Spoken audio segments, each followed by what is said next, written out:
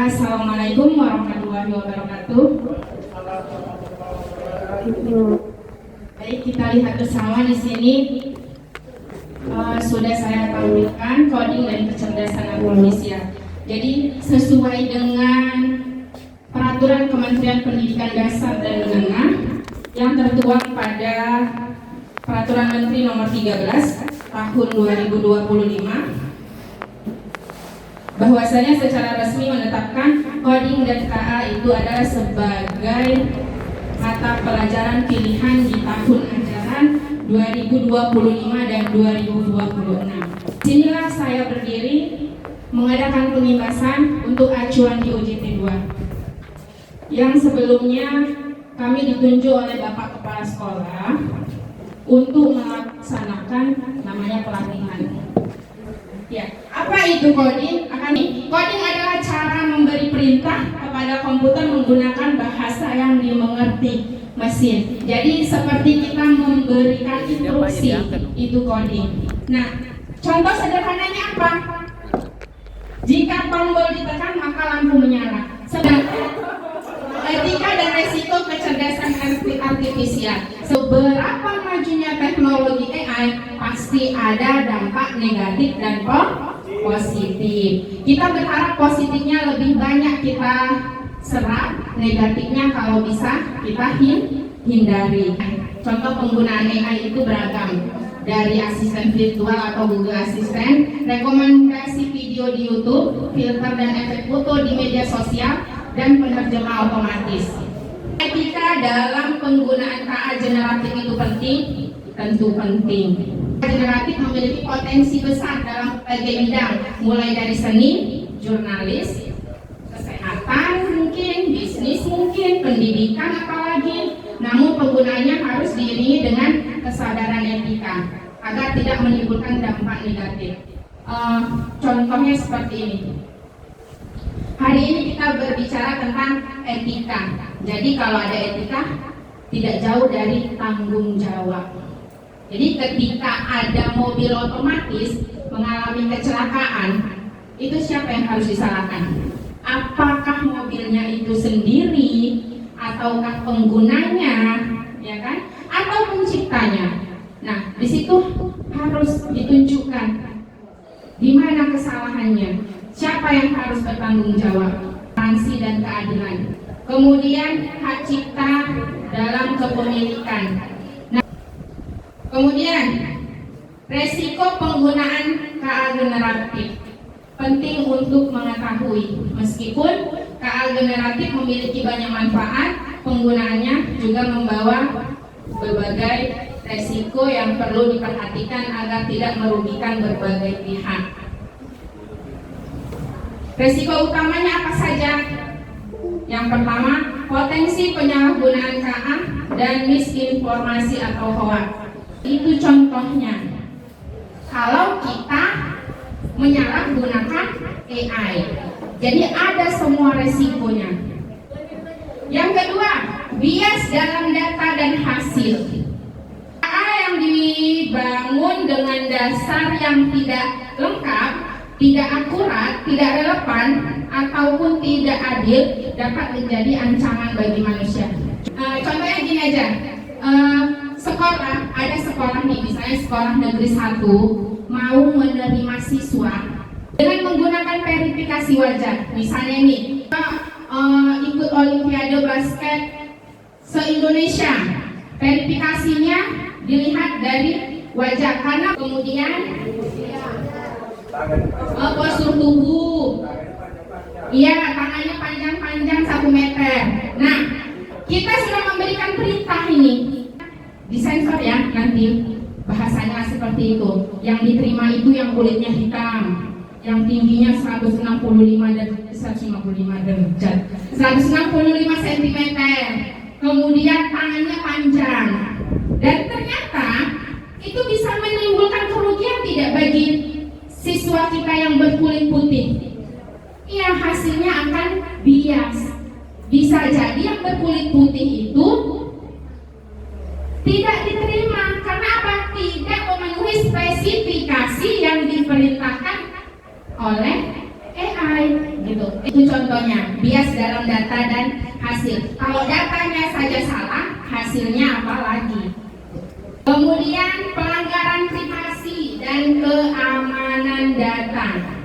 Nah, dalam penerapannya ada namanya teknologi DeFi. Salah satu teknologi KA generatif yang merupakan gabungan dari kata deep learning dan fake. Fake itu adalah palsu. Jadi deepfake itu adalah teknik manipulasi gambar atau suara, bisa video. Nah, itu adalah perubahan atau penukaran suara. Jadi kita bisa menggunakan suara orang lain untuk mengisi saat kita berpidato. Yang ketiga, jadi bisa tercipta konten-konten itu yang bisa memanipulasi kita. Seperti masuk ke dalam deepfake ini, face swapping. Face swapping itu adalah pengganti wajah. Salah satu teknik melibatkan penggunaan wajah seseorang untuk mengontrol ekspresi gerakan. Jadi kalau dalam pembelajaran bisa jadi kalau ibu malas lagi menjelaskan secara langsung sama anak-anak, ibu bisa buat video dengan perintah AI buatkan saya video pembelajaran dengan olah saya menyampaikan materi tentang algoritma. Nah, bisa.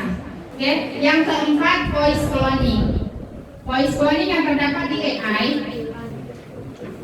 itu adalah contoh-contoh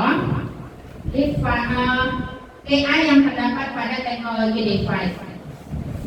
Teknik selain memanipulasi video, teknologi yang juga dapat digunakan untuk meniru suara orang lain, meniru suara seseorang. Kalau kita tadi sudah banyak bercerita tentang etika dan resiko, ini ada beberapa tips menurut. Yang pertama itu kita bisa perhatikan wajah.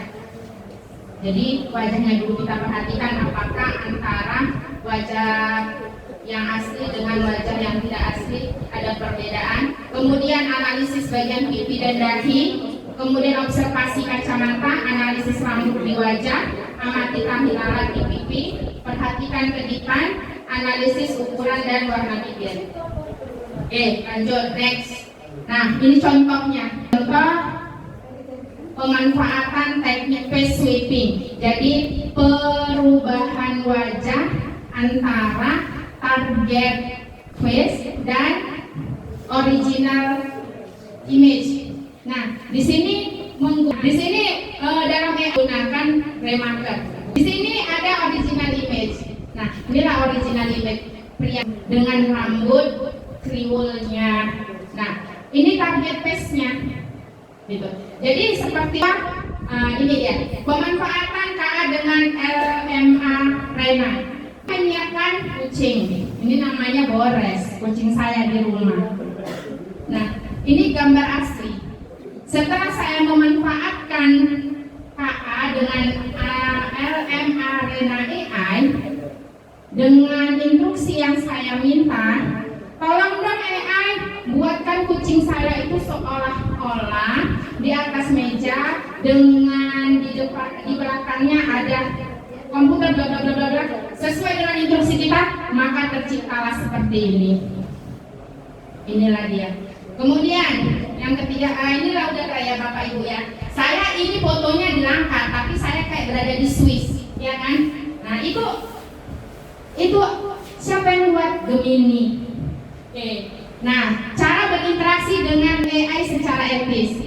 Yang pertama, cek dan verifikasi, kemudian akui dan cantumkan sumber, gunakan untuk hal positif, pahami batasan AI. Oke. Terima kasih. Ini saja yang dapat saya paparkan. Tapi di sini saya minta umpan baliknya. Dari yang sudah saya paparkan, menurut Bapak Ibu, bagaimana cara kita bisa membedakan berita asli dan berita palsu yang dibuat oleh AI? Menurut saya, untuk membedakan berita asli dan berita palsu dengan memperhatikan sumber utamanya. Ya, jangan dengar katanya, nah, tapi kan tidak tahu sumbernya itu dari mana. menurut saya ya Bu, oke, yang pertama itu yang seperti disampaikan oleh Bu Septi, bahwasanya kita harus melihat dari sumbernya. Yang kedua, kita harus memperhatiin seperti yang Ibu sampaikan tadi, ada yang Ibu baru jumpai tiba-tiba udah ada di Danau Toba atau Swiss. Nah, itu keadaannya harus kita telah lagi ke lebih dalamnya. Jangan kita di satu sumber itu kita udah mempercayainya, tetapi kita harus mencari bermacam-macam sumber dan mencari keaslian dari video atau foto tersebut. Terima kasih Boy, tak tepuk tangan meriahnya 1 kali, tepuk tangan meriahnya 2 kali, banyak sekali. Baik, terima kasih. Nah, yang kedua, apa saja yang bisa kita lakukan untuk memastikan AI tidak merugikan orang lain? Solihin, right? Terima kasih sudah dikasih kesempatan untuk menjawab. Tadi saya dengar yaitu penggunaan secara etis. Nah, jadi ketika kita menggunakan AI, kita harus mesti memiliki sikap yang namanya sikap etis. Kemudian adanya rasa tanggung jawab. Nah, itu juga harus kita miliki. Nah, itu semua bisa kita miliki kalau pertama dari keinginan diri sendiri, kemudian adanya pelatihan. Makanya hari ini kita melaksanakan pelatihan ini, ya salah satu tujuan pembelajaran ini adalah untuk membuka pikiran dan hati kita supaya bertanggung jawab dan etis dalam menggunakan AI tersebut. Nah, dan yang terakhir kesimpulan.